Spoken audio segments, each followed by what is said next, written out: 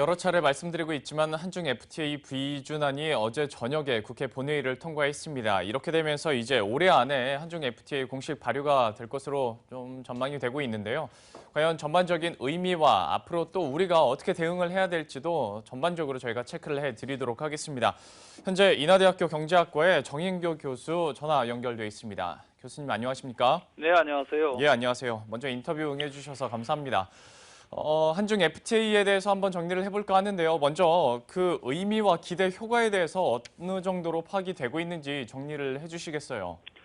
예, 무엇보다도 중국은 미국과 더불어서 G2 세계 2위 경제 국가이면서 우리나라한테는 제1위 교역 대상국이죠. 또 지리적으로 가깝고 한중 간에는 경제 관계도 매우 긴밀하기 때문에 FTA 경제 효과가 상당히 클 수밖에 없습니다.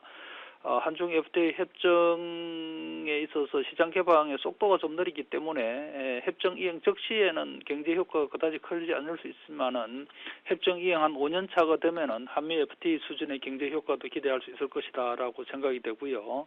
무엇보다도 우리가 그동안에 글로벌 FTA 네트워크 구축을 목표로 FTA 정책을 추진해 왔는데 한미 FTA를 통해서 미주 대륙 또 EU와는 한 EU FTA 드디어 중국과는 한중 FTA가 이제 구축이 되어졌기 때문에 사실상 우리는 세계 주요 경제권과의 거대 FTA를 마무리했다라는 점에서도 의의가 클 걸로 생각이 됩니다. 그런데 교수님 사실 어떤 FTA 이슈가 나오면 FTA 자체만으로 참 우려 섞인 목소리도 분명히 많이 나오고 있고요. 또 이번에 상대가 중국이라는 점도 또 반대로 기대감도 좀 클 것 같은데요. 아직까지는 이런 합의들이 좀 큰 틀에서 이뤄진 정도다 보니까 좀 한중 FTA의 효과를 그리고 수혜를 극대화시키기 위해서 우리 입장에서는 좀 어떤 과제가 남아있다고 보십니까?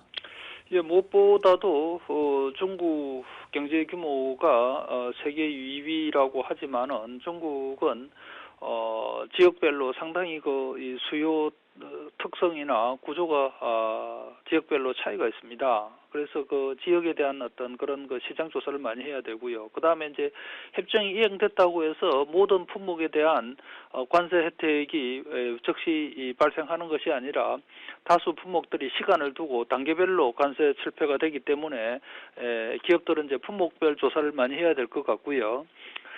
한중 FTA 하면은 그동안 가장 많이 우려되었던 것이 농업에 대한 피해 문제인데 이번에 국회 과정에서도 많은 논란이 있었습니다만은 그러나 이제 한중 FTA는 우리가 2단계 협상을 통해서 농업 부문에 대한 피해를 최소화하는 선에서 협정이 타결되어졌기 때문에 우려하듯이 한중 FTA로 인한 농업 피해는 그다지 크지 않을 걸로 이렇게 봅니다. 자, 이렇게 해서 전반적으로 한중 FTA 우리 남은 과제들까지 한번 쭉 정리를 해봤습니다. 지금까지 인하대학교 경제학과의 정인교 교수와 함께했습니다. 오늘 말씀 고맙습니다. 네, 감사합니다.